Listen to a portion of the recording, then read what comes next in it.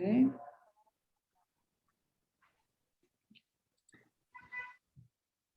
Не могу выключить звук, потому что я разговариваю. Okay. Okay, great.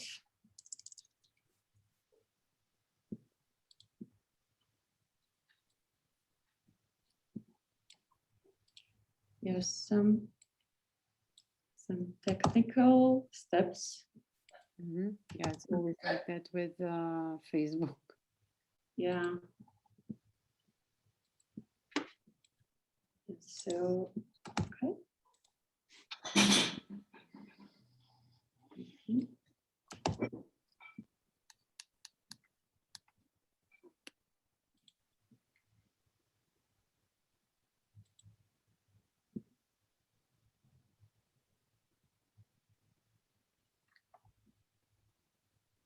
Okay. Go live.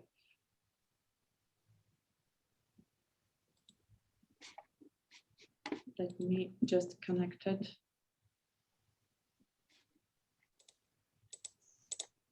Every time Facebook inventing something new, so let me see.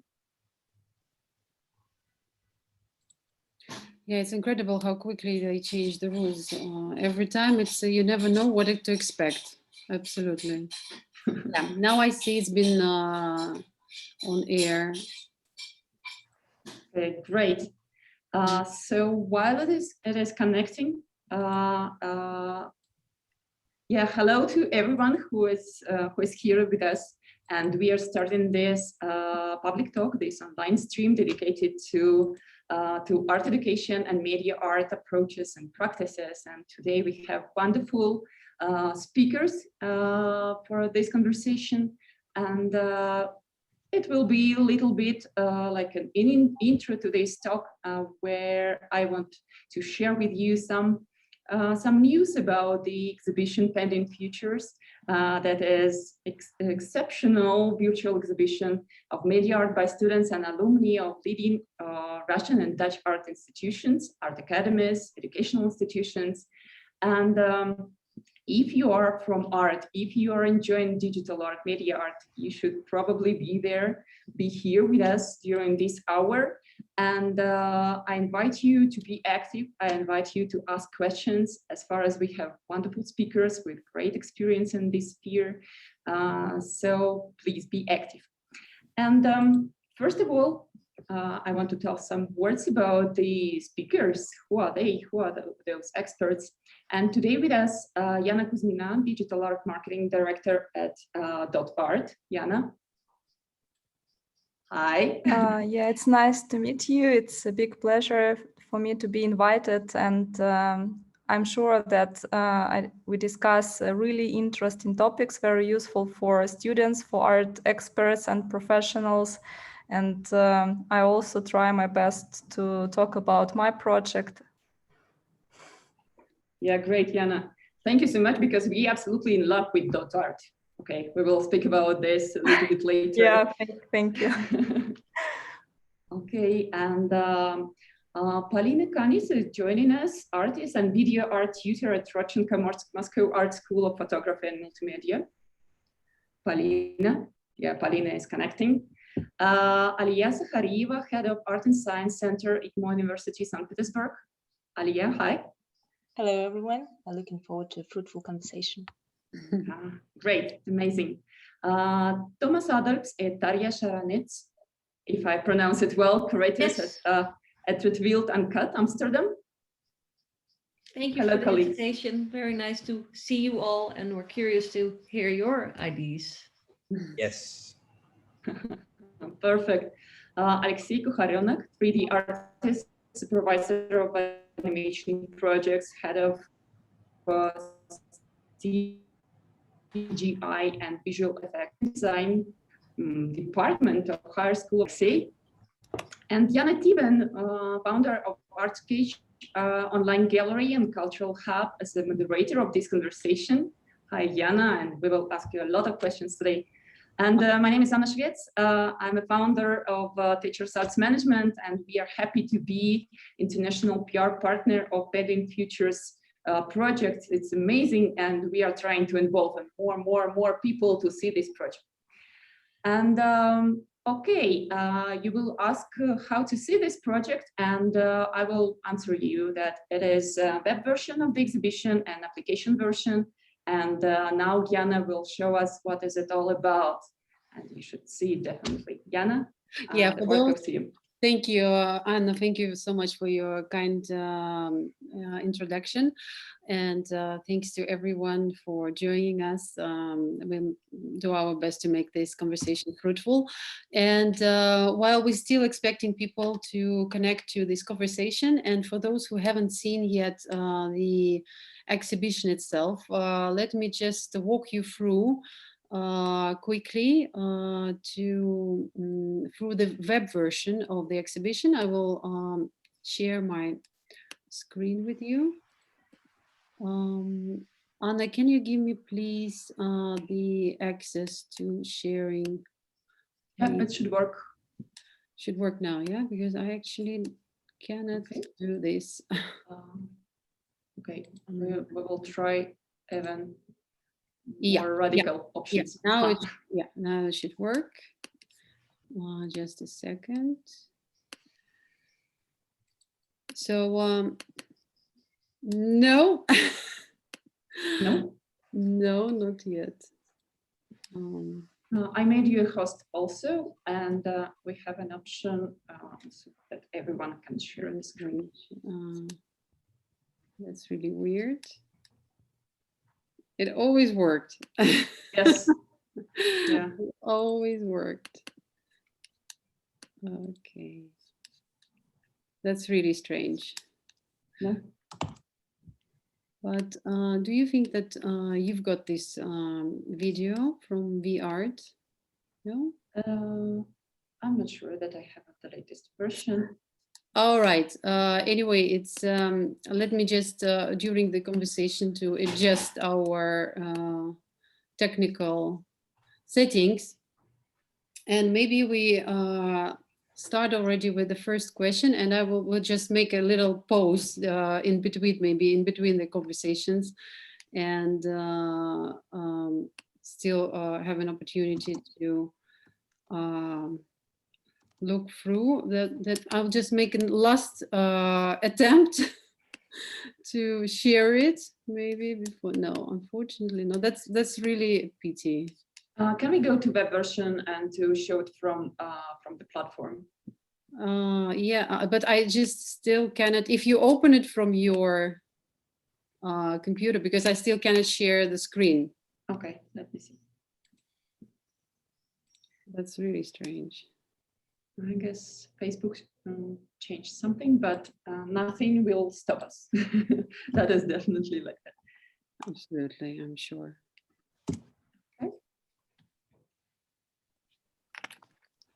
Yeah, Jana, how you came to this idea of Pending Futures? How this happened? Yeah, let me quickly introduce you. Into the project. So the idea was born like 1.5 years ago, but it's really received the practical implementation of probably with the appearance of this whole hype around NFT.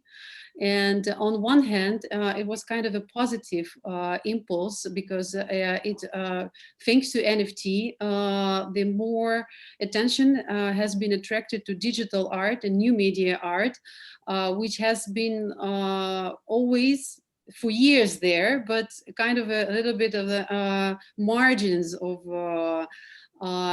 contemporary art. But at the same time, NFT also gave birth to many myths and misunderstandings of what digital art is. And I noticed that once you speak to someone about digital art, people ask you, oh, this is NFT. And we realized that this is kind of, we really have to make research about what it is, because it doesn't limit itself to only to games or to animation. It's a video, for example, is just a constellation of various techniques. And at the same time, many people still focus on the technological side of the of this area, while we should really, we often forget that there's always a message. It has to be considered as art.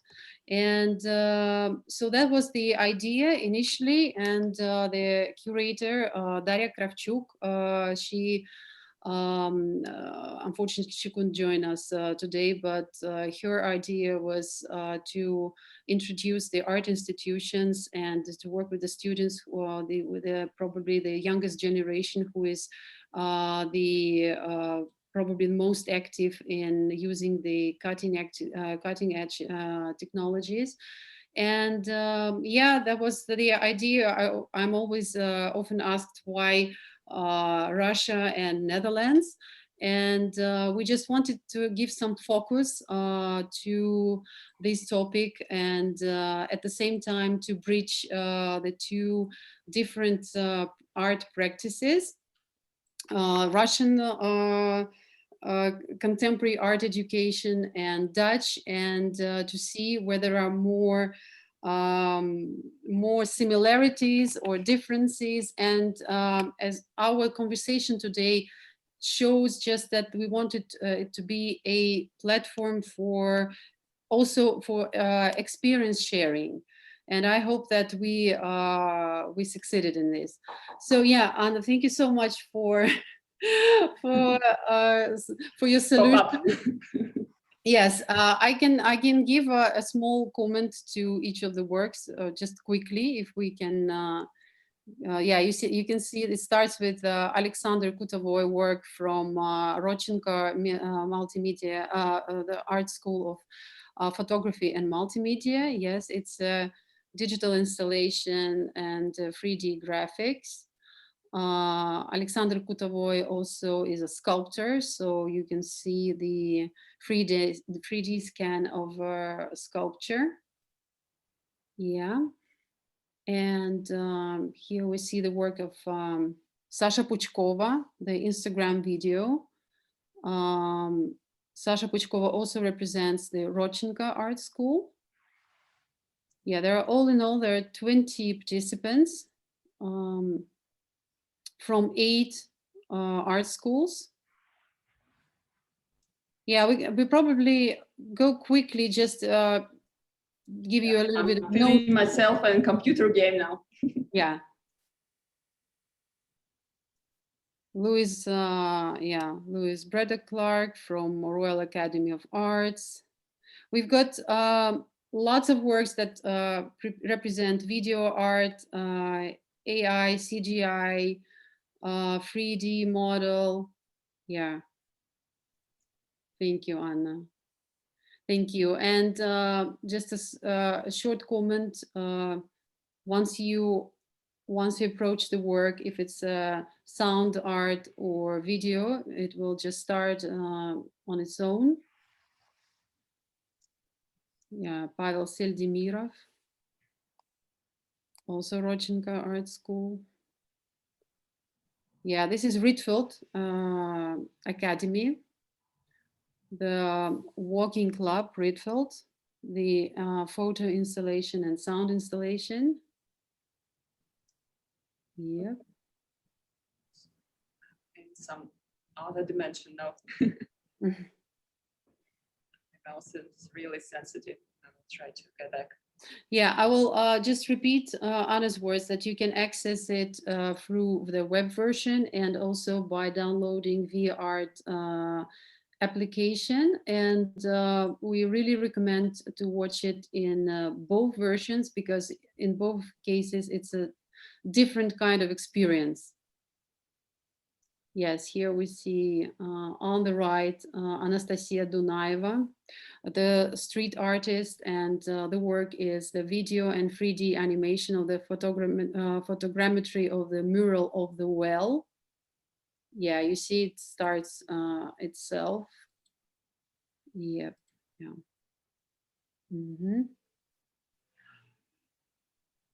Thank you. Yeah, Nadezhda Bey, VR work from Art and Science, ITMO.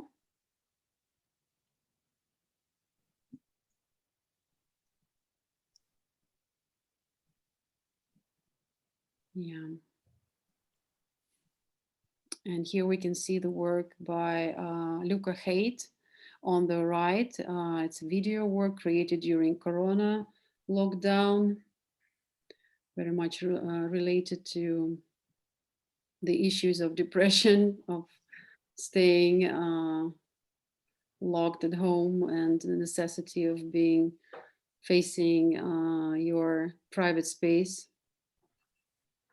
And on the left, we can see a sound work by Nastya Galeva.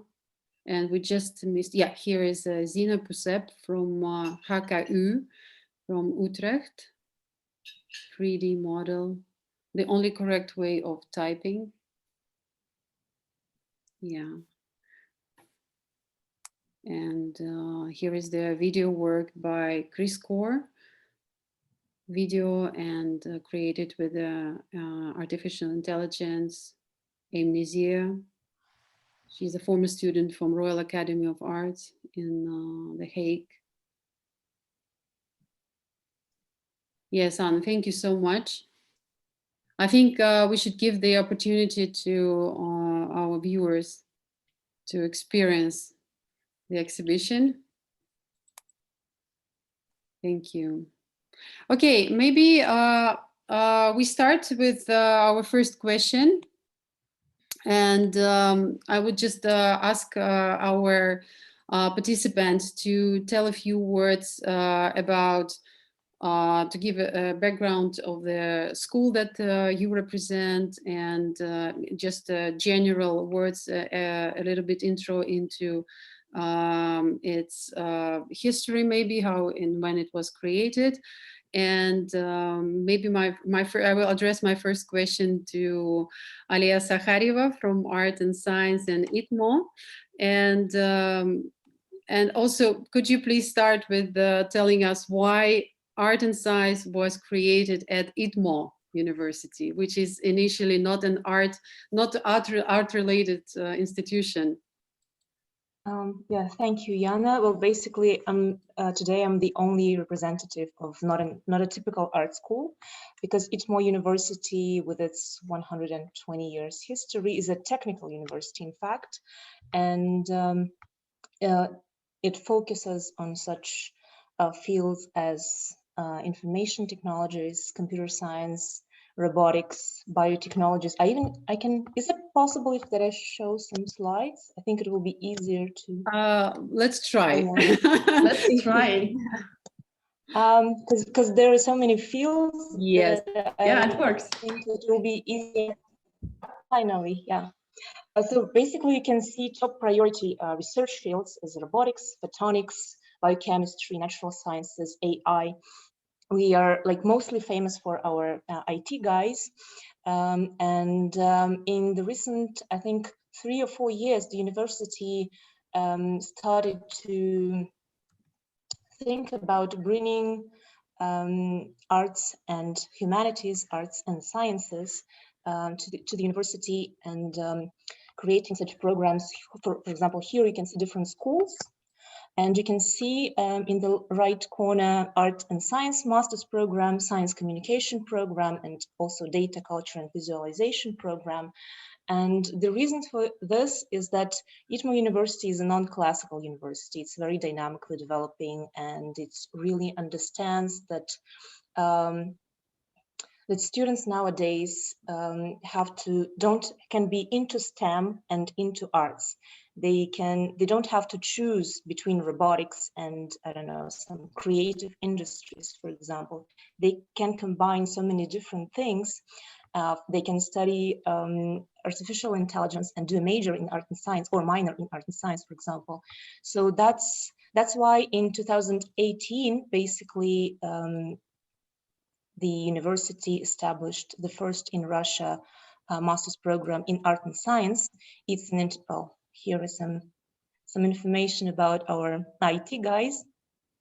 some rankings for computer science. So in 2018, the university opened its master's program. The head of the program is Dmitry Ozerkov. He's the head of the contemporary art department at the Hermitage Museum and director of Musica Eterna in Russia. So it was an international program taught in English, and the goal was to combine artistic practices with the recent latest developments in science and technology, and to basically unite different interdisciplinary artists with the labs that we already have. For example, we have very interesting biotechnologies labs. So the goal was to create, that's why we created BioArt major. We have very interesting digital labs. So we created digital art major. We have robotics guys, so we want to combine them with artists and allow students to create technological projects. So this is how the program was created. Apart from this master's program, we have the center, the Art and Science Center is the platform for fostering this collaboration. So we have a residency program for interdisciplinary artists. Last year, we launched an open call. Unfortunately, because of this situation globally, our residents couldn't travel to Russia because they were all international artists, but we are expecting them this fall if everything is okay, hopefully.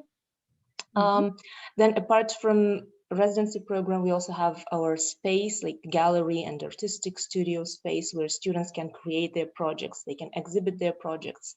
And at the moment we are having a graduate exhibition. So we are step by step, we are trying to bring more art into this technical university and to turn, coders, robotics guys, all the scientists into being more creative, being more artistic and open to different collaborations. Yes, I think I can stop my. But just a quick question.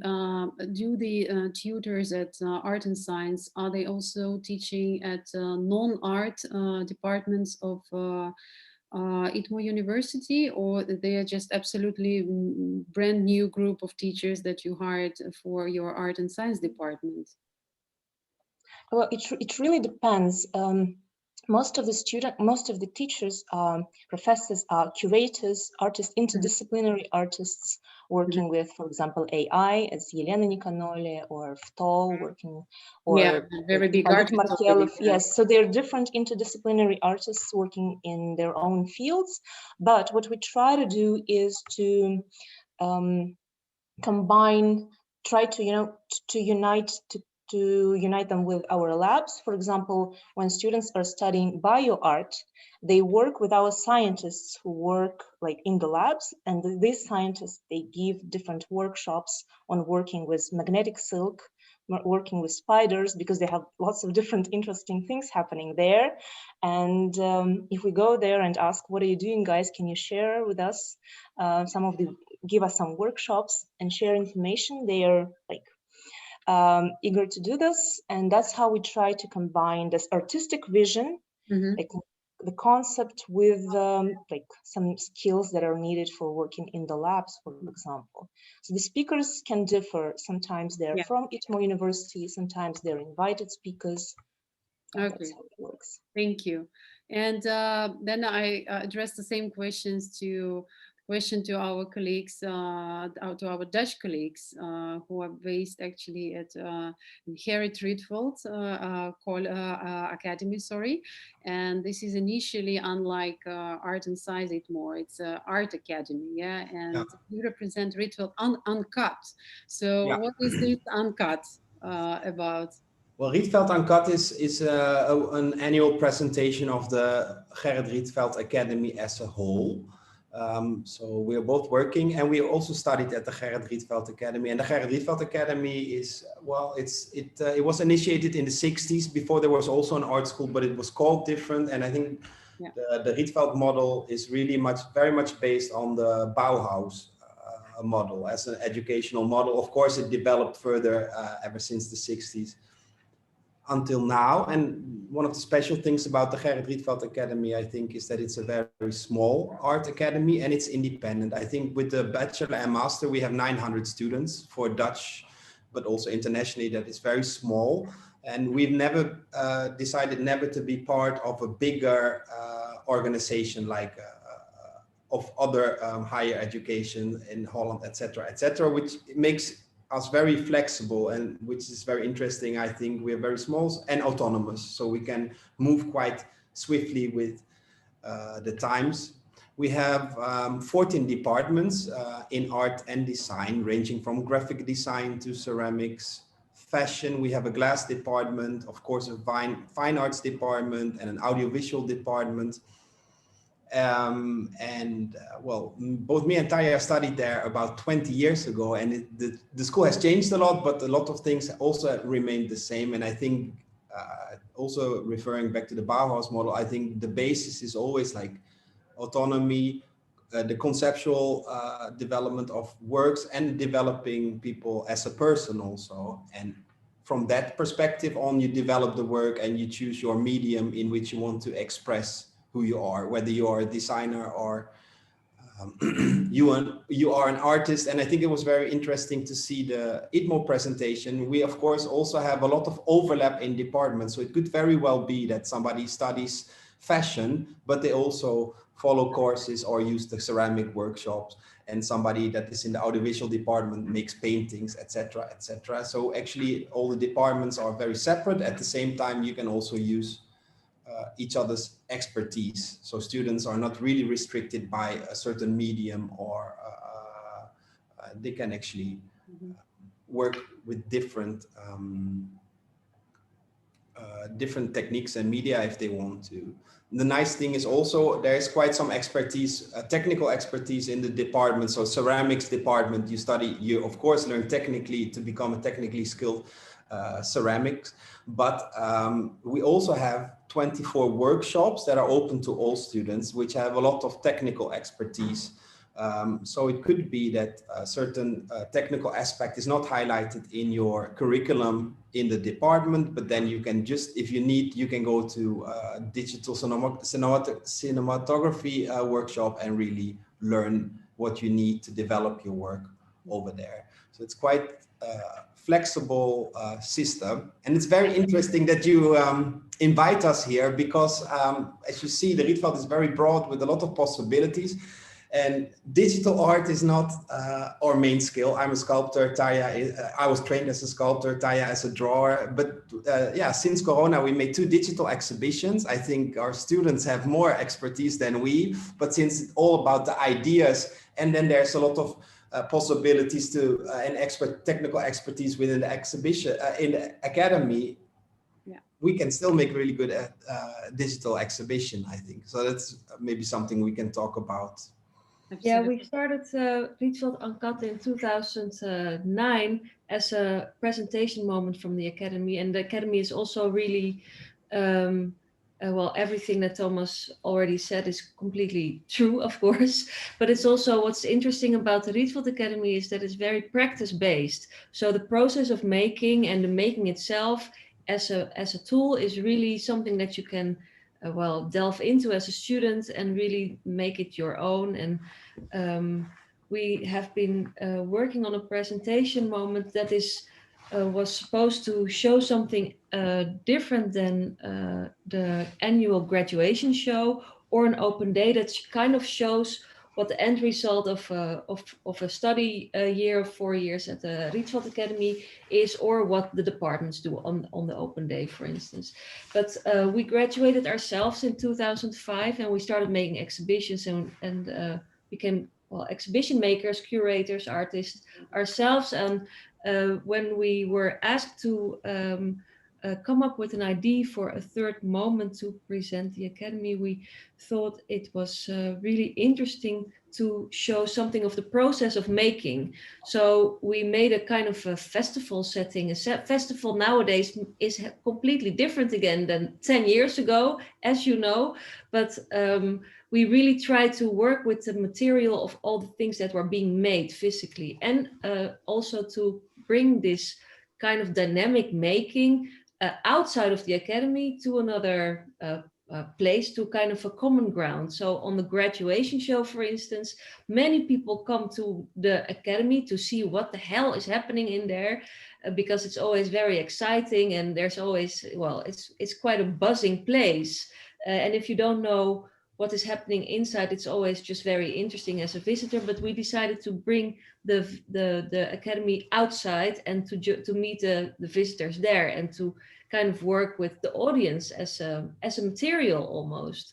So we really started connecting with the audience, and started connecting with another place, another institution. So we started with a theater place that was in the middle of the center. And then we had a really performative, suddenly everything became very performative. So this whole making became, well, a new material again. So that's very interesting. And since 5 years, we work together with Stedelijk Museum Amsterdam.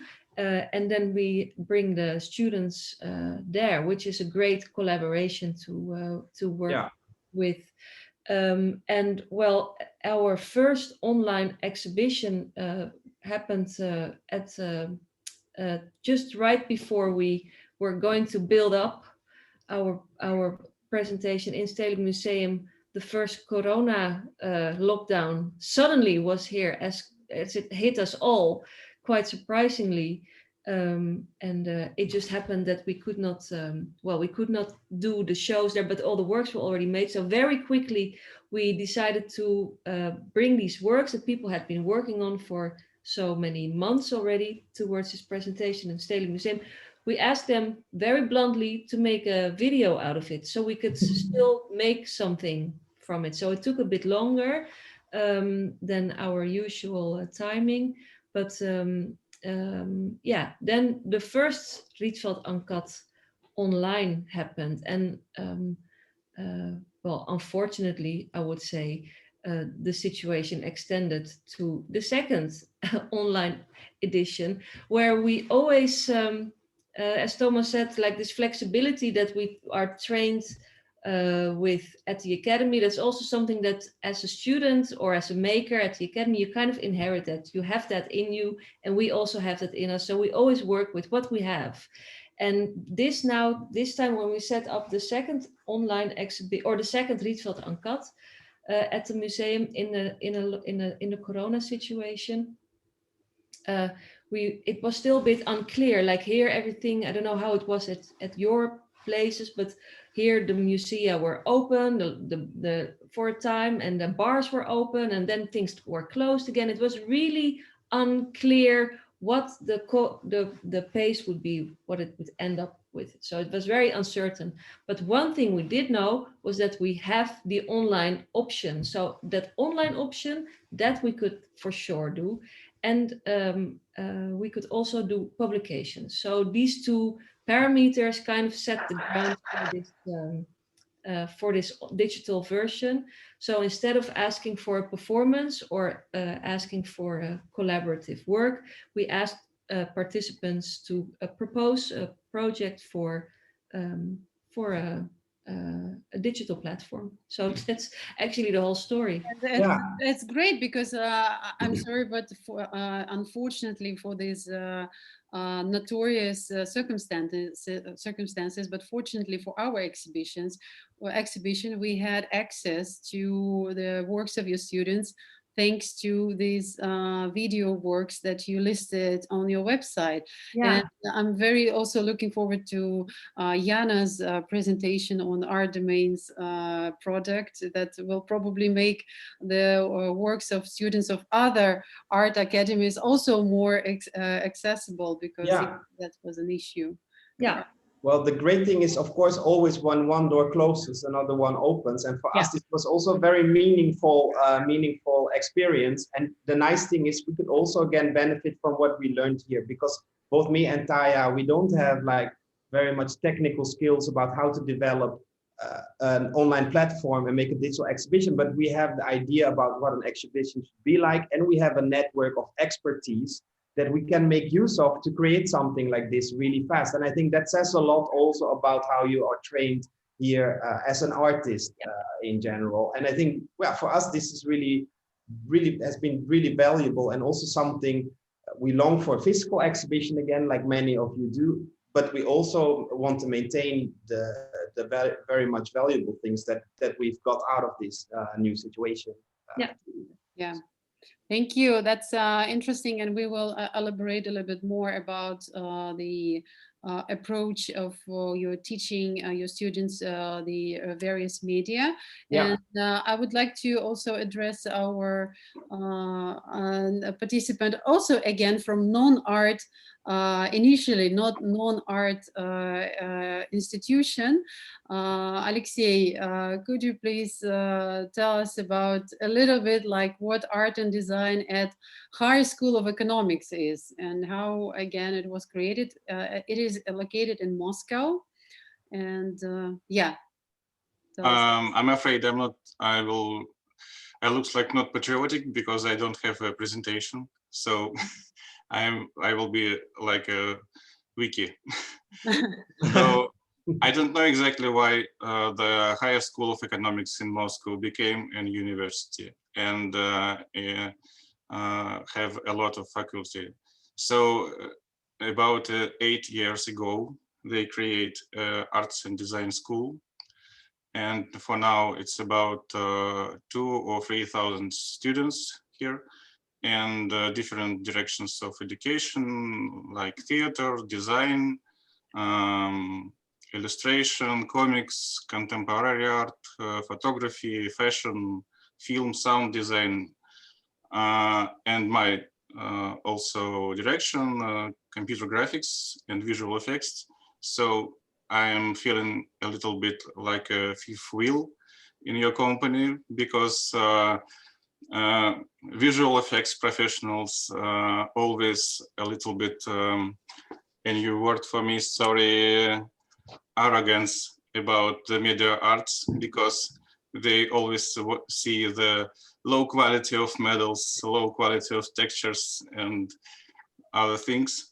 So I'm sorry, I will be brutally pragmatic in today's discussion. Okay, then can you pragmatically tell us what kind of media can the students have access to at art and design? It's just, I know that apart from, there is also traditional media like painting. There is, and I know there are lots of very good artists, renowned artists that well-known Russian painters teaching there. And it's also lots of, design, really like fashion design, but also, as you said, animation. I know that we have a few students from your academy that have really quite complex works, and like sound installation. We have students with video and sound graphics, 3D graphics. So what kind of technologies they have access to? So you teach animation and computer graphics. What else? Two-dimensional animation, illustration, comics, everything. Everything, absolutely. So I'm working here about 2 years, and my interest was a creative students of the school. So in my work, I'm trying mixing my interest in technologies and visual effects with the creative students, and it's very interesting. Of course, except the main program, students could choose the minors. So they have 2 or 1 day in a week to choose one subject from different patterns of educational directions. So they could take the lessons in sculpture, in drawings, in different software, etc.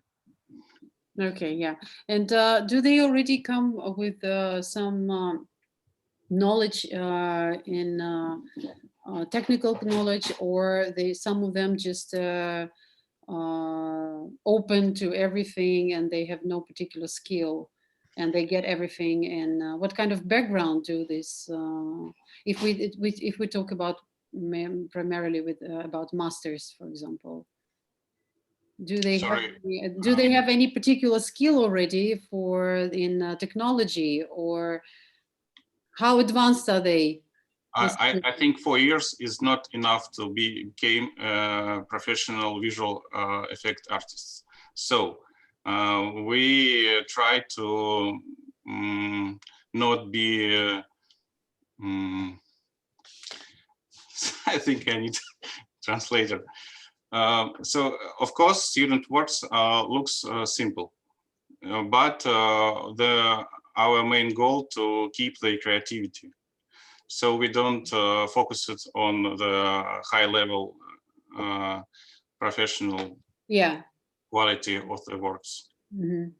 You cannot expect that from them, though. I must tell you that on my personal opinion and what I hear as a feedback on the exhibition, that many works are really look like made by professional artists. So I think that you don't underestimate your students.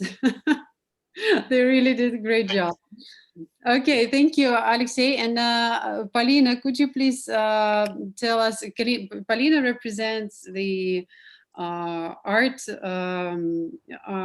education institution, which has been based on has quite a long history, contemporary history, as a Rodchenko School of Photography and Multimedia. Polina is an artist herself, quite renowned, and now based in Amsterdam. And will you give a short story about Rodchenko? I'm very happy that we have a kind of a dialogue today, Rietveld and Rodchenko. That gives some additional charm to this conversation. Jana, thank you very much for presentation. Dear colleagues, I'm really happy to participate in our conversation today. As Jana told, I'm now teaching in Rodchenko Moscow Art School. And it is important to mention that Moscow Rodchenko Art School is actually the first school of contemporary arts in Russia. And here I think it is important to mention that that we have a huge stigmatization of this gap this gap between traditional and conceptual arts, because unfortunately we do not have this constant tradition of development arts education from like traditional arts that used to be like, for example, 50 years ago to contemporary arts. As you've Thomas, for example, and Tarja described, that you have in your academy already everything like ceramics, media, performative arts, and so on and so forth. And for Russian context, it was actually impossible. We used to have a great tradition of paintings and graphics and sculpture, and that was it. And for those who wanted to somehow elaborate on another with another media or on another concepts, they had no place to go. And the situation actually has changed only with this Moscow Rodchenko Art School. So I will tell now more about school, how it appeared. It appeared on the basis of Multimedia Art Museum, and it was an initiative of Olga Svidlova, who is the director of Multimedia Art Museum, and it was somehow her projects in the beginning of creating this museum, that in parallel there should be some education. And while choosing while studying this way and choosing the directors and curators of the school, they began to think of what to do. Of course, school is called like Moscow Rodchenko School, but should it be only photography or should it be something else? Of course, they started their multimedia art museum was based mostly on photography. They started with photography, but now it was a very actually long way for these people to understand what actually their art Russian scene needs. And they realized that, okay, we really do not have any art school. We cannot like bridge their traditional art and something that is happening now, like actual arts. And I think not only for actually Moscow Rodchenko Art School, but mostly for all education of arts in Russia, it is like the main goal now to make this bridge, because we still have this separation, and that's why the stigmatization of media. For us, media means something against traditional, and this is something that we are working and elaborating on, like on contemporary. But the goal like of Moscow Rodchenko Art School is to bridge it and to remove this stress on media, to work more on concepts and work more on like constant development of tradition and development and like looking around and seeing what is going on around. So I think that is like the main goal of the school. And I think for now they are developing really in the way that they were planning to develop. So we have different departments, like departments more oriented on like, I don't know, media, performative arts, ceramics and all the stuff. So now it's more or less getting close to the system of European school of arts, because the directors took a lot of efforts to travel and to get experience from different schools worldwide and in Europe and and worldwide. So that is actually it. We are like trying to be a traditional art school in terms of placing this bridge in concepts and in like constant development to the actual situation, but not forgetting the traditional part of arts. Thank you, Polina. It's indeed there's quite Russian specifics, is that we have a very strong sculpting and painting schools like Stroganov and like crafts, art and craft like Stroganov and Surikov.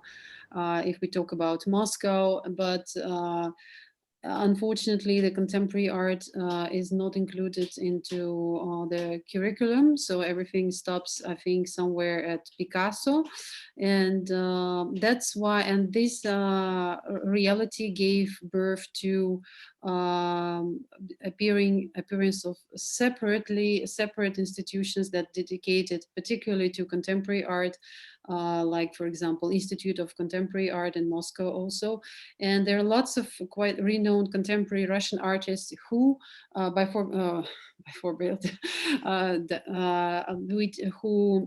receive very good traditional training in painting, for example, and then they add to their knowledge on contemporary art and concepts and ideas by graduating from also Institute of Contemporary Art or Rodchenko, and likewise. So this is kind of specifics that's why if we look at the Dutch art institutions, they are mainly just they continue evolving in the on the basis of art institutions which have a long history. And here is a little bit, so if it sounds a little bit, looks surprising, this is the reality of our educational system in arts. It is also, it has been like very much like that over here. I think this is also, I think when we started, this division already became a bit more blurry, but before that you had really like a painting department and a theater department, and it was very strict, and I think opened up much more in the past 20, 25 years already, and it continues to develop. It's also really interesting, even though also I think being really skilled is also very important. That is also an aspect of your practice, I always think. But the thing is more like, it's more like a matter of priorities. I would say like you focus a bit more on concepts, but it's also still important to be a skilled artist. And in many cases, I would say too, but it's like always this back and forth between both, I can imagine. Yeah, it's interesting. I wanted to continue this idea of what is primary. So what is first, the concept or the skill? So when we discussed, we had a previous discussion with you, Tarja and Thomas, you said that it's mostly the starting point is the concept, and then becomes the skill, the technology that is needed to realize this and that idea. Could you please tell about how it works technically in the framework of the institution? So how do the students work with their concepts, and how do they get skill? And I would like to elaborate on that with the rest of the speakers.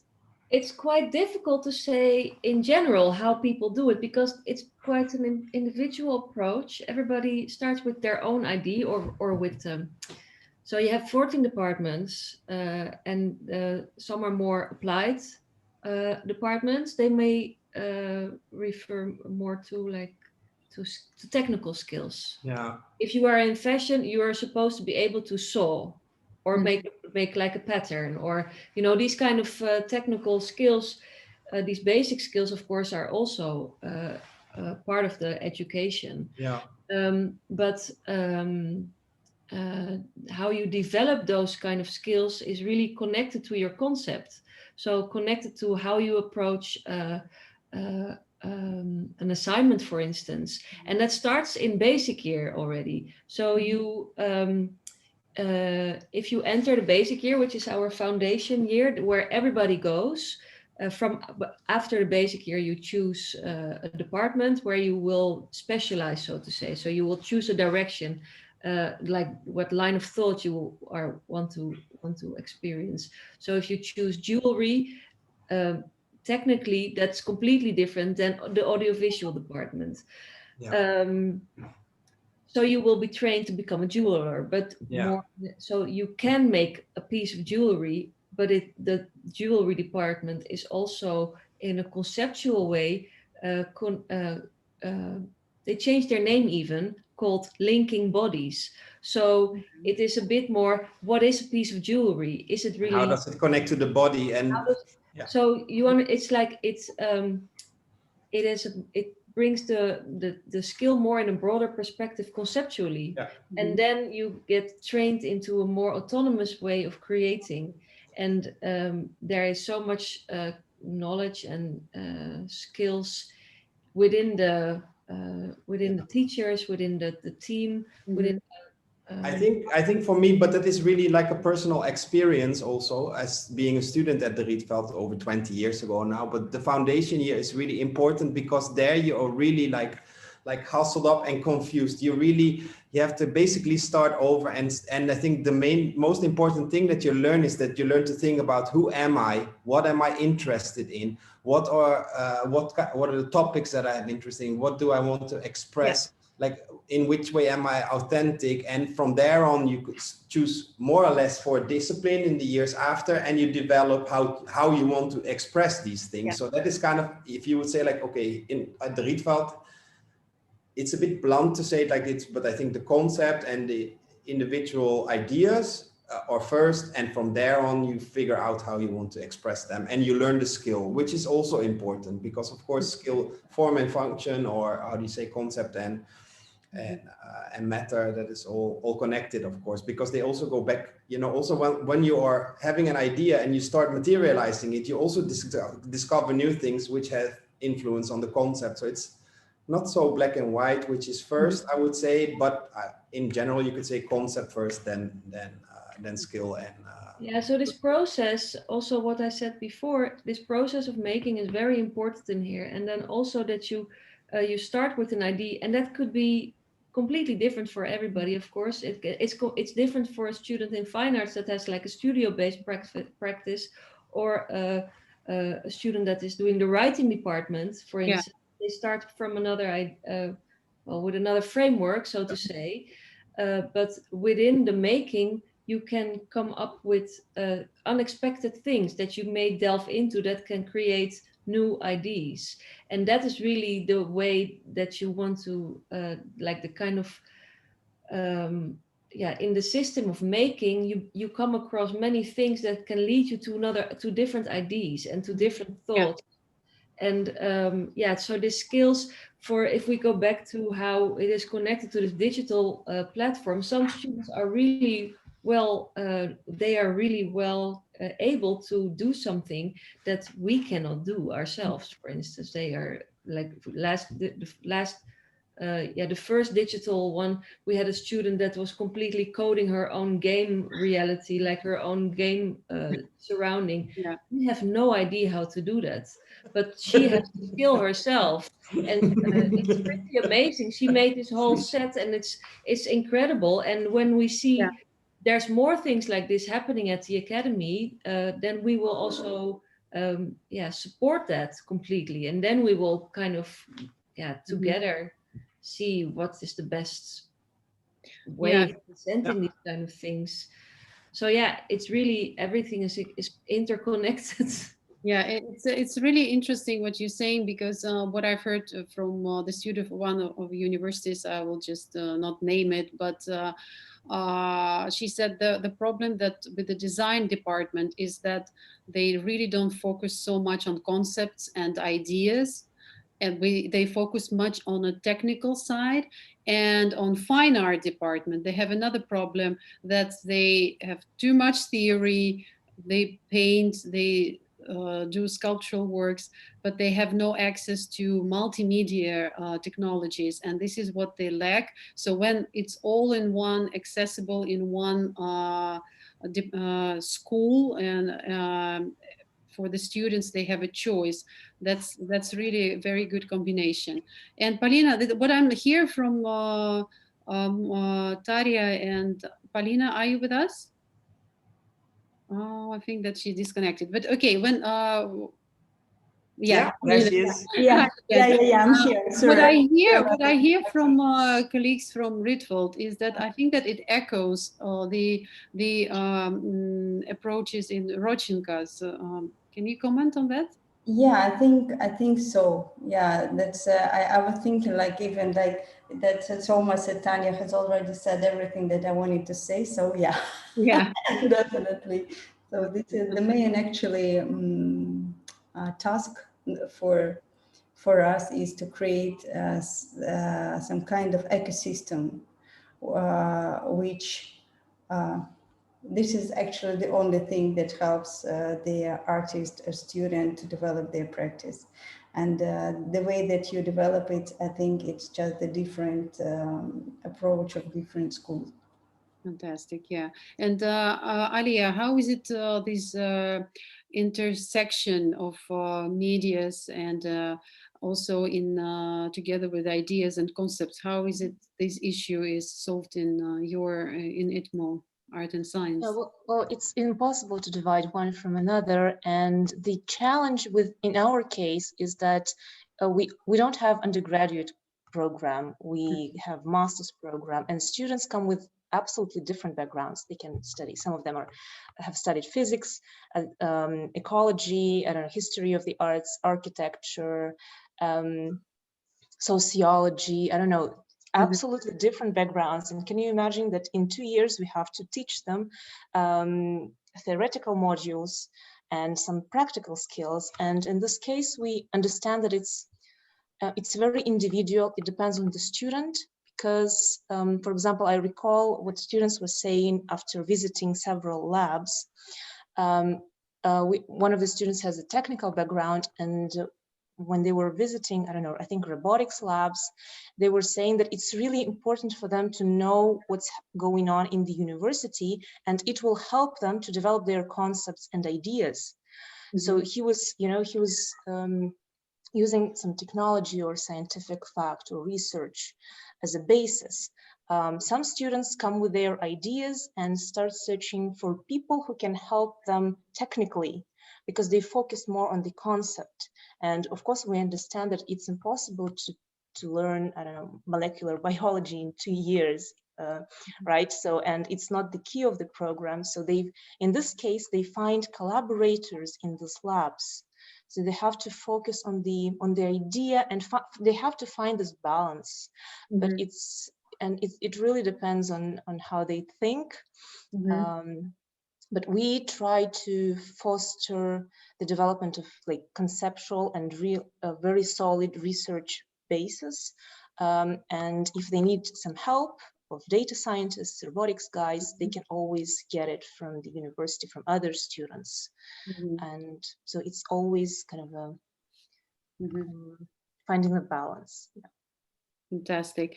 And Alexei, in art and design school, how do the students have equal access to various subjects? How does the process look like if, for example, for some concept, an artist needs a little bit of upgrade of his knowledge in some of the techniques he doesn't have any idea about? How can he do that?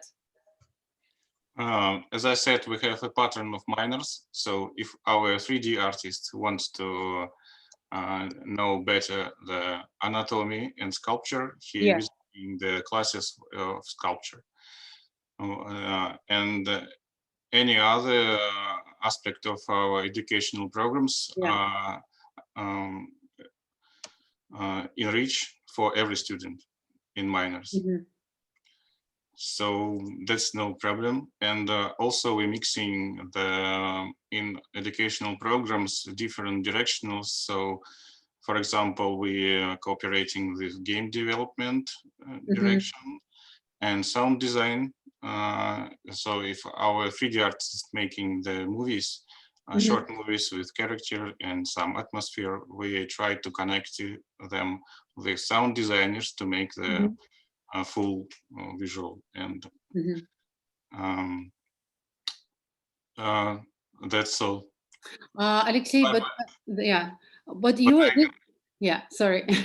But I can answer about the creative and technical skills also, if it's interesting. Yes, please. Yeah, because I have a big problem with that.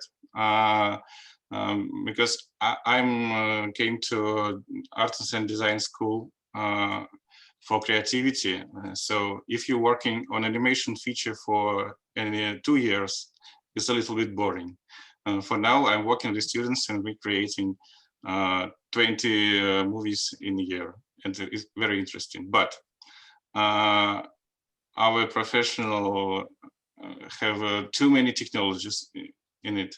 So students are young, and unfortunately, boys mostly wants to create Star Wars. So it's a problem. So my main goal is to take them on the first course and keeps their fantasy open, creativity. And also they try to understand who they are, and they always encourage and welcome for this in their works. So, and the other side is that they want to find job after the graduation. So I should teach them all the technologies, and this takes a time. So I'm always in a situation of mixing the creativity of the students and the technical skills, and it's very interesting. Yeah, but it's really, I think that it's a very good, it's always good in balance when the balance of how it made and what's the core idea in the particular piece is. And you mentioned that you've been developing digital, the game department. How do you, what are the most new departments in at your school, and how do you choose which new direction to take? So, for example, how did you come to this idea of, okay, we have to have gaming, we have to teach gaming, just because how does this happen? You know that, okay, oh, there are lots of artists working with games, we have to have games now. How does this process look like? You watching football with the game with the tutors from game directional, so and discussing problems. So the game designers don't have time and skills to create characters, but we have. So then we look into the student movies. We feeling they lost in sound design. So I'm going to the room where they make noises, electronic sounds, etc., and asking them to make this component for our jobs. It's also creative work for me to mix these other directionals. And also, I need to say, the ideology of the school is to what we teaching creators, not craftsmen. I'm not sure about these terms, so but I'm trying to keep students creative, not preparing for Transformers and Star Wars. Yeah, and you succeed on what I see from the works of your students. They're really interesting. And what is my next question would be, what is the level of independence and freedom of your students? And also what interests me, also I was a former student, and for me it's always interesting how can the artworks of students can be estimated? How do you evaluate them? And who would like to first to answer this question? What are the parameters of estimating their works? I think in the Rietveld, we don't really evaluate the work itself so much, but I think what is most important and what most people look at is the process that is in front of these works. So of course, you need to deliver at a certain point. You have to show a certain end result. But I think what is equally important, or maybe even more important, is how the student led up to this work and how this person developed. So I think that is maybe the most to the point thing that I can answer about it. And then of course, the work at a certain point should have certain qualities, but also like Alexi said, 4 years for a bachelor in arts is very short. Actually, I think you just try to give students a package and they continue to develop after the academy too, either having their own practice or going to a master's or like a residency, like ateliers that is also participating, and there they develop further. So it's like, I think the assessing the work is not the most important thing. It's just the steps they take in between that is most important. Okay, thank you. Who would like to pick up the topic? Alia? Yeah, I can continue and say that when we talk about art and science, we always say that there has to be this artistic component, the concept very interesting, very up to date, and there has to be very profound research basis and scientific component, which they also have to work on, because, well, it can be speculative in some ways, but it's again, it's hard to say because every student is individual and every work is very special, but we are like asking them to find this right balance so that they can go into being very speculative artists, and but we try to make it as deep as possible. And in fact, I think as for the freedom, I think at the moment we don't limit the students. We have this major like bio art or digital, but it's really formal because they combine everything.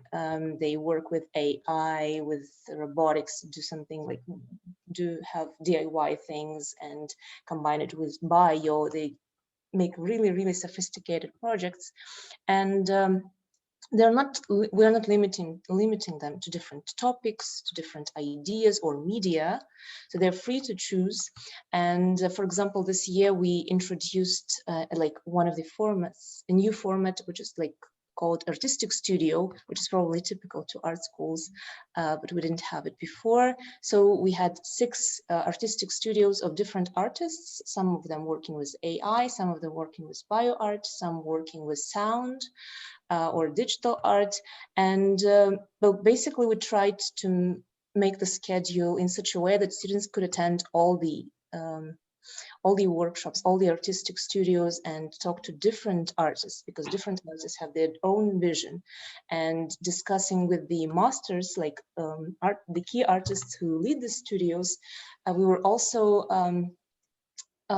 saying that it's so important not to push the students, not to put the pressure on them, saying that this artist will make little copies of himself, other artists working with AI in the same model. And that's not the case in our school. And the artists themselves, being maybe sometimes traumatized by this approach in their previous education, they tried to find something special in each student, something special in each project, and to help them develop a bit further on. And jumping again to the evaluation, sorry for this, I just thought that this year we were also evaluating the process of their, what do you call it, regularity of their work, the systemic approach, because the practice shows that the best results are shown by those students who work systemically from the beginning of the year, regularly consulting with their scientific supervisors. These students show the best results. They have very solid, very profound, like research basis, very deep, so consistency in their work, in their research. This consistency is really important, because sometimes the projects were, well, I can't say weak, but there was they were not perfect. But when we saw the final result at the exhibition, it was clear that this student has been working throughout the year, and he got like something better than those students who had a brilliant idea at the beginning, but who were not so consistent. So the discipline is really, really important. Okay, interesting. I think that's another point that has to be taken while evaluating, maybe. Thank you. Alexei, Polina, would you like to add something to this based on your experience with your students? Who will start, Alexei? I don't know. I can. It seems, let's. Polina, I see Thomas wants to say something. Yeah. Yeah, if Paulina doesn't want to say anything, I was thinking maybe it's in big, but go ahead, Paulina, if you wanna share something. Yeah, I'm curious how you evaluate the works of your students. Let's. In Rodchenko school, it's very different, because like for me, unfortunately, but it is all in the process now, that their departments that exist now, they include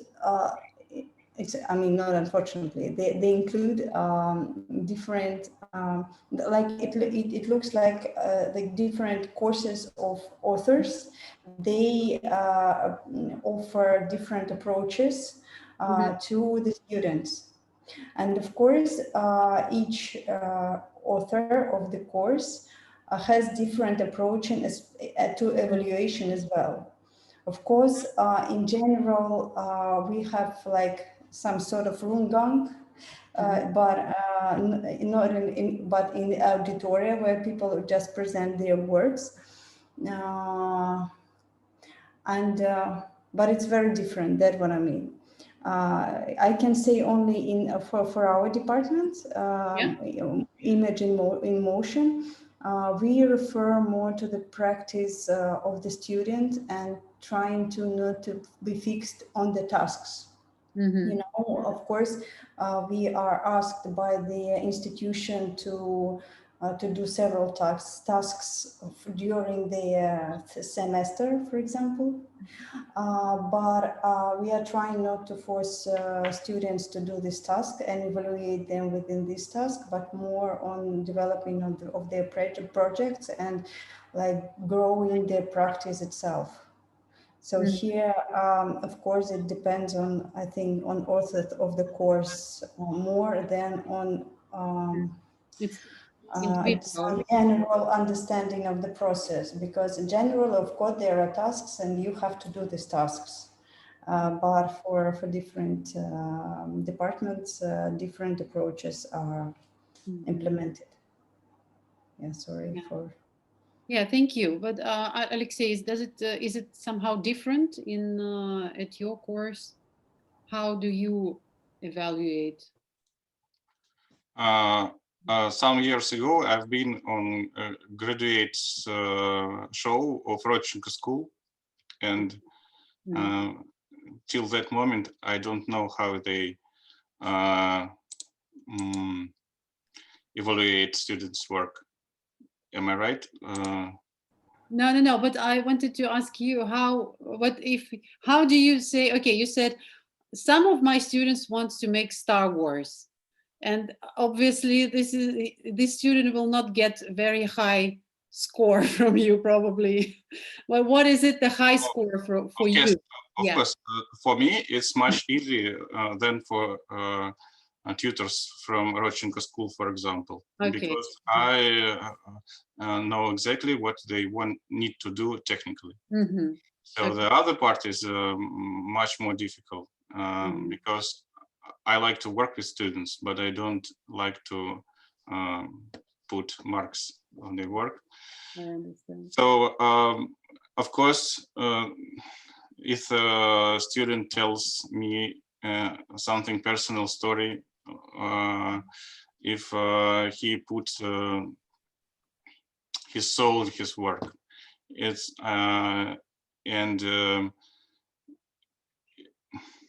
yeah, that's yeah. It's the big question for my low English, unfortunately. But I think that we kind of catch the idea that for you it's also important how much he puts his own personal creativity, individual creativity and ideas into the work. So it's not only, we cannot say it's 100% technical advanced, because some of them can be really very advanced, like Tarja mentioned, that there is a girl who's creating, what is she creating? Games, yeah, something like that. But your microphone, Tarja. Put on your microphone, please. Yeah. Sorry, I thought it was unmuted. Yeah. So I mean to say that if the students is really technically advanced, but some idea is missing, some clear concept, that's also not automatically a high scored work. I think it also answers the question that I see in the chat. That some question from an artist. Oh yeah, we have. The audience asks, having almost the same digital tools, how to create my distinct style as a media artist. I think this personal input is really important. It's a bit of an open door. In Dutch we say that. I don't know. Is that an English thing? Yeah, open door. Yeah. Not really. But yeah. I think it's really important to put in your own intrinsic interest also. So even well, like you say, this student of ours that created this digital space of a game surrounding, she created a complete different world with that, which was different than the usual game surrounding, but it was her experience as a game surrounding, and in the end it became a video work because it didn't work digitally, technically. It was really based also on personal experience of growing up in Cuba, I think, and you saw a lot of elements from that, and from that moment on you start developing like the visuals and the aesthetics, and so it really comes implemented really your own, your own input. Yeah, I think that this is what brings the distinction between art and just game. Yeah. Okay. And and as I mentioned at the beginning, we really, it was quite a challenge to make this exhibition. Even seemingly we have open sources, internet, and still we were struggling with getting access to the works of the students. Jana, could you please tell us about how art domain offers as a solution to this problem.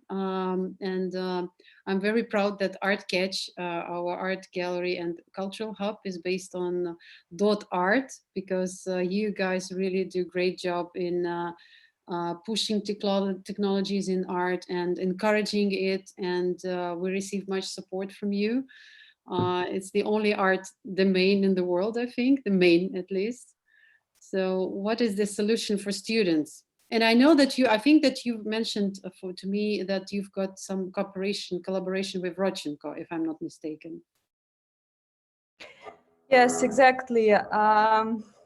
First of all, what I want to say about .art domain zone, that of course it's not just a domain zone, we are far away, and we want to say we are the whole community, art community. That's what we are doing. We are trying to combine the people from all over the world, and we are completely sure that whatever you are doing, cooking the great coffee or doing the sculpture, painting, creating something by your own hands, everybody can be an artist, and everyone has this potential, and everyone deserves to present their works. And now in this NFT world, we already also besides .art domain, we already created own NFT platform and digital twin the certifications, which means a lot. It means that you can really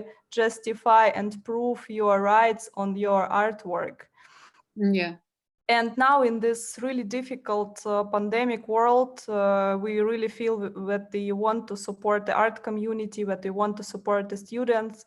And we developing now and working on this, the student platform, where absolutely for free, every student can get a domain name for the website, and in several clicks, create an own portfolio. It's all together. So you go to the website, you register, and you create the own portfolio.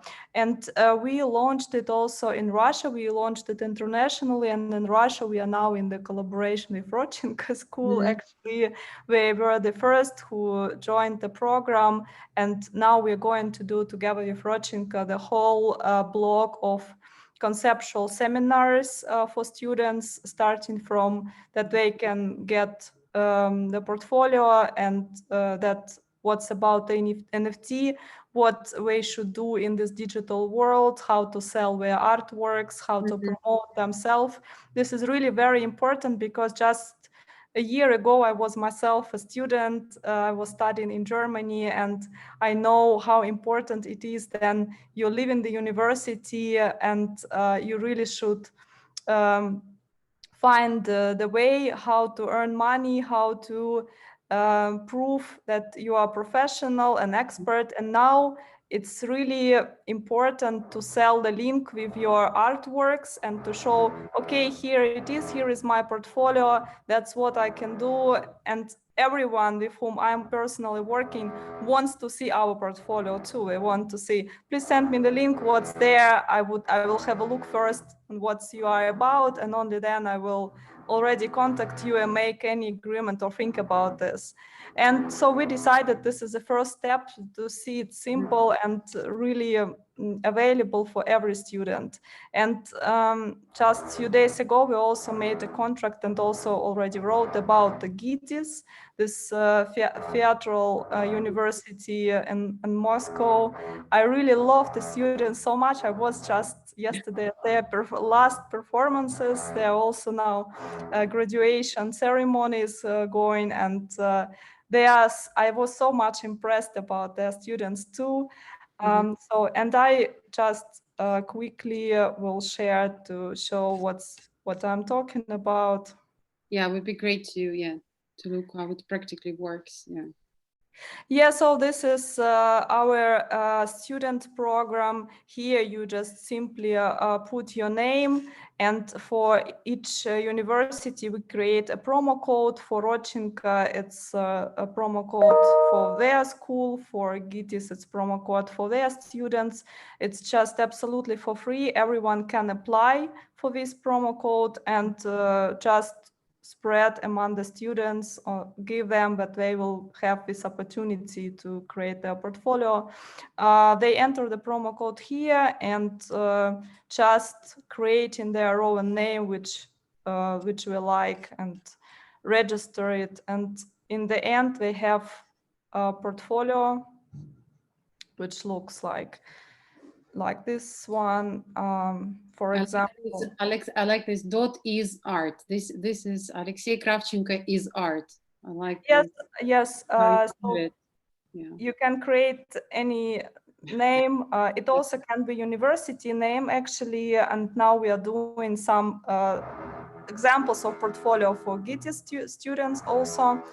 So here you can write a little bit about yourself, and it's here you can place some of your artworks, your contact details, and it's all absolutely for free. And I think for students, it really can be a really great idea. Absolutely, this is what we were missing when preparing for the exhibition. And what is the most important also, this .art already represents you are from the art world, you are a part of the art community, and that you can really already feel yourself like you're an artist, and it's absolutely available for everyone. I think nowadays it's really important just to get this first step done, and then already with your artworks go and earn money, support yourself, promote yourself.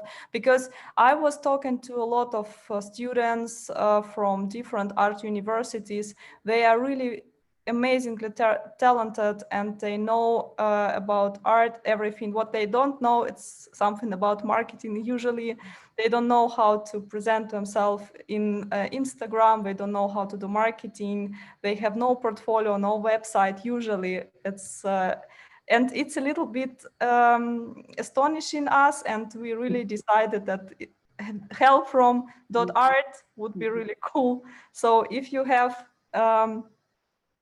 if you would like to join our program, I will be very happy, and just contact me or contact me through our amazing Jana, and I will be happy about the collaboration. That's great. And Jana, thank you for the introduction. And I want to say that today is our final talk within the Pending Futures exhibition, but we had previous two very also useful and practical talks. First one, how to value and appreciate digital art. And we're having curators, and Jana was also participating. Alexandra was participating from the art domain. And we had a collector, a very big French collector of digital art, and they were sharing really useful information, also practical for the students. And we had an interesting conversation where Jana was participating about public art and how also public events go into digital. So it's two simultaneous processes, and Jana gave very interesting case on the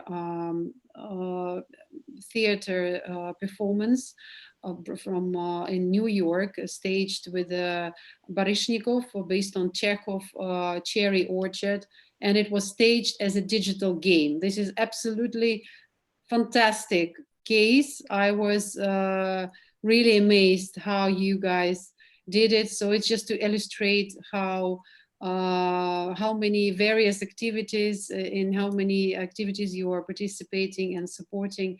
And I really recommend to watch these two conversations as well.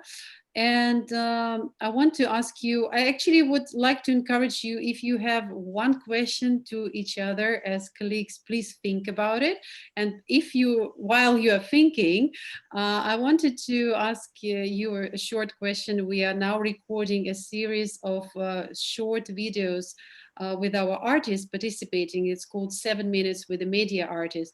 And the last question I asked them, I know it's a little bit, it's almost a crime among curators, but I ask about medium again, not the concept, but the medium. And the last question I ask is, what do you think, which media will receive the biggest development and interest among the artists? And they really adore this question. I don't know why, but they're so happy to answer it.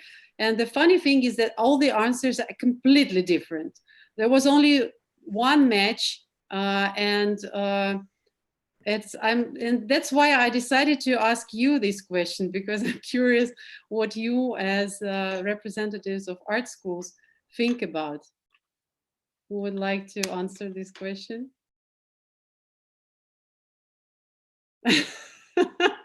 I think it's impossible to answer if you work in an art school for me. I think last couple of years it was actually ceramics, not digital. Oh, really? No, it was really a ceramics trend, like small glassy objects that you can touch and hold. But yeah, I don't know. It's so broad. I mean, the graduation show opens here in 6 days, coming Wednesday. And I think if you could have a look, you would be surprised how many types of media you would encounter.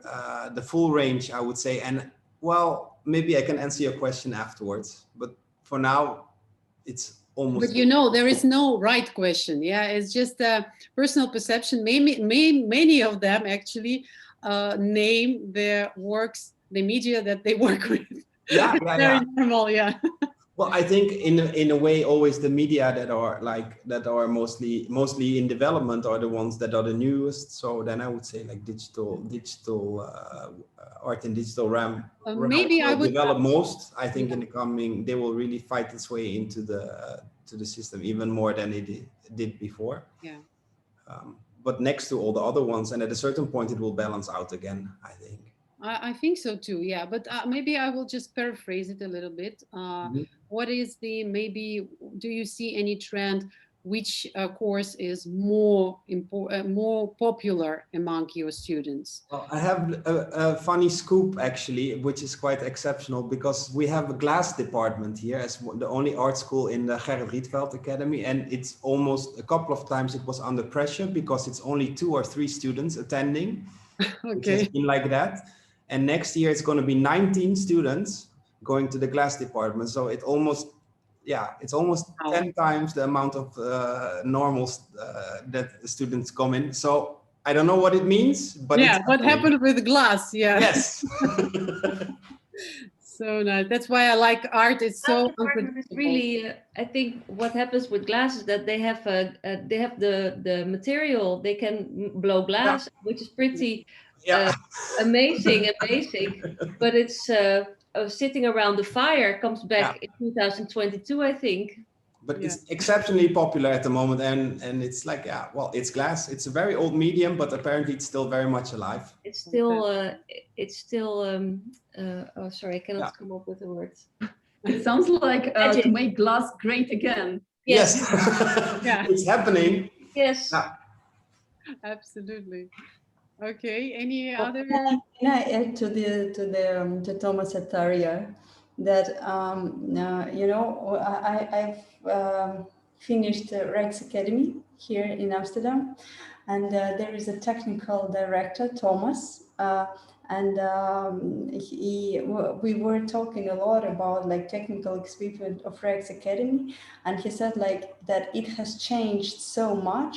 When they were beginning, they were thinking that the students would do this, and they bought a really like huge and expensive equipment for them to do this. But in a couple of years, they began to do ceramics, and half of this equipment was useless. So they sold that one and bought another equipment. In a couple of years, everything has changed. They sold that one and bought another equipment. So I think, yeah, it is very hard to predict. Absolutely. Okay, you guys, Alia, Alexei, do you have any trends to observe? Yeah, it's really hard to say about the medium, but what we know for sure that it will be super transdisciplinary. I think that will be the trend. And as for our students, what we notice is that they're really into this interspecies communication, communication with plants, trees, all this ecological agenda. So they're really into this topic of animal studies. Yeah, but that's for now. And they're really, of course, they're super excited about working with living materials in bioart labs. Yeah. Interesting. Alexei, have you noticed any particular trends among your students? As I understand, the question was about my favorite media or something like this. No. The question was, what's the favorite media of the students? Do you see any particular interest to this or that subject? I don't know. I think everything changed too fast, and I'm afraid of this. So every day students want to do something which I don't know.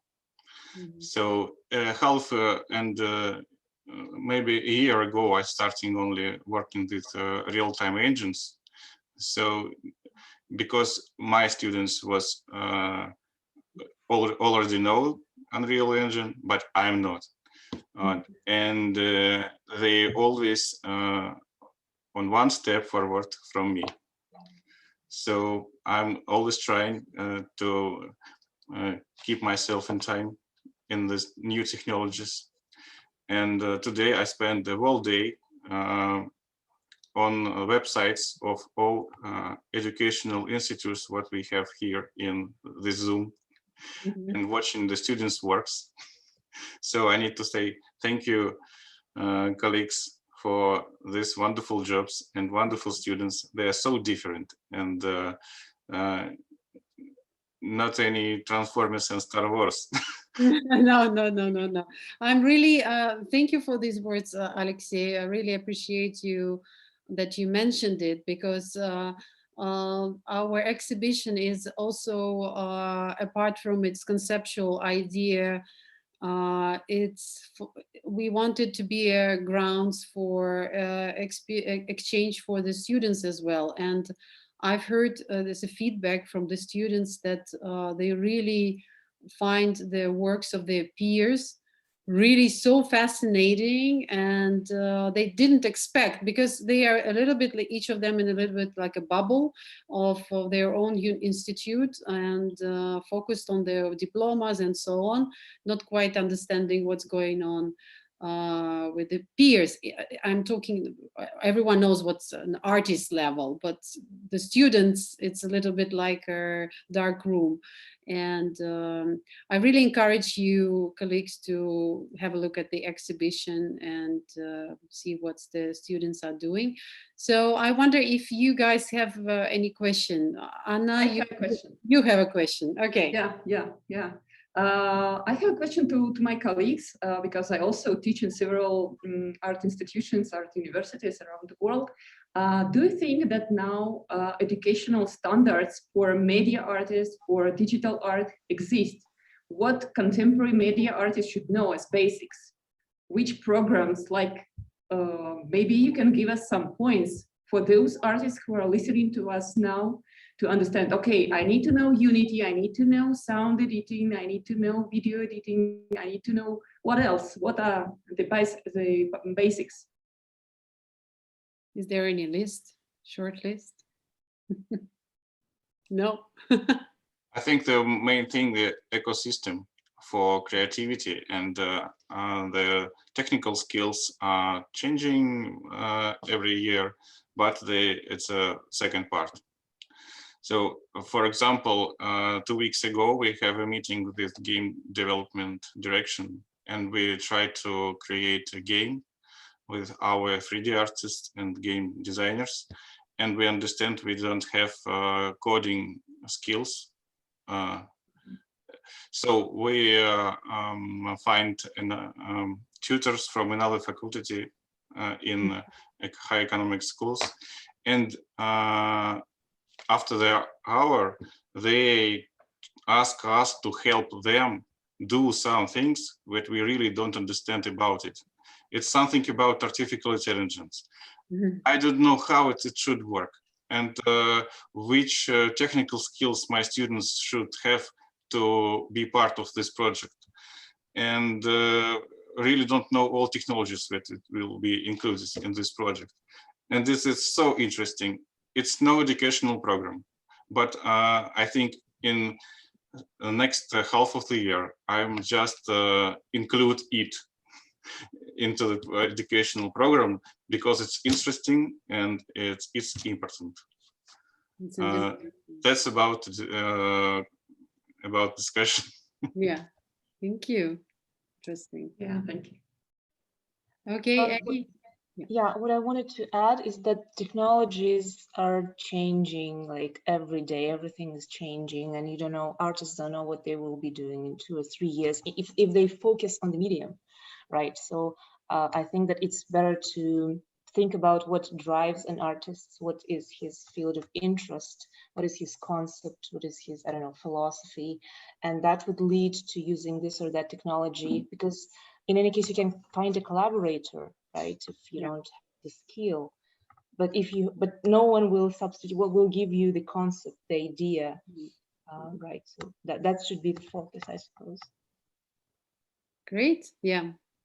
I think this is something that we discussed with Paulina also, that you can always find someone to collaborate with while the idea, the concept is the primary thing, of course, for a good artist. Yeah.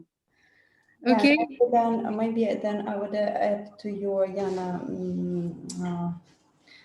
comment that otherwise it is important anyway to know the language to talk to the collaborator, and you cannot know the programs and all the technical skills. You are not obliged to have them, but you have to know how to talk to people and what language you should implement to explain what you want and how you want to collaborate. So I think it is important nowadays as well. Sorry for small. Can I also add something? Speaking about the technology, we just a part of Ars Electronics Art Fest, and the technologies are already so far away for artists and digital artists. We are building the whole digital pavilion. It's like the whole world inside. And inside of this pavilion, you can place your digital artworks like in the museum, and you can add NFT, and you can go inside this virtual art museums as an avatar. You can press on any picture, see all the information, see the price, you can sell them, you can buy them. And that's how it already gonna work right now in the several months. So for example, we are building our .art, our own museum, and we'll make an open call also for the artists who can place there. I think it's really nowadays it's really very impressive how technologies are. Great. Thank you, Jana. Yeah, please keep us updated on when you announce this open call. I always try to follow this and support the artists with the up-to-date information on that. Yeah, okay, thank you so much, colleagues. It's been a very interesting conversation, and in a good way, I'm jealous with you because you are privileged to work with the youngest, the most creative generation of artists day to day.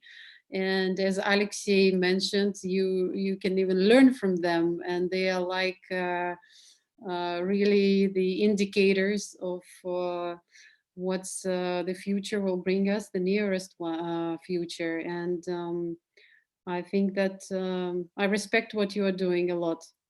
Thank you for participating in this conversation, and it will be available as a record on the event page on Facebook, and also we will definitely post it in on the ArtCatch page dedicated to this exhibition. So yeah, it will be available every moment. Thank you so much to everyone for finding time and for your interesting stories. Thank you very much. It's really valuable to meet colleagues from other art academies. It doesn't happen so often, so it's very nice that you created this opportunity. Great. Thank you. Thank you very much. Thank you. Bye-bye. Have a good evening. Bye-bye. Bye. Bye.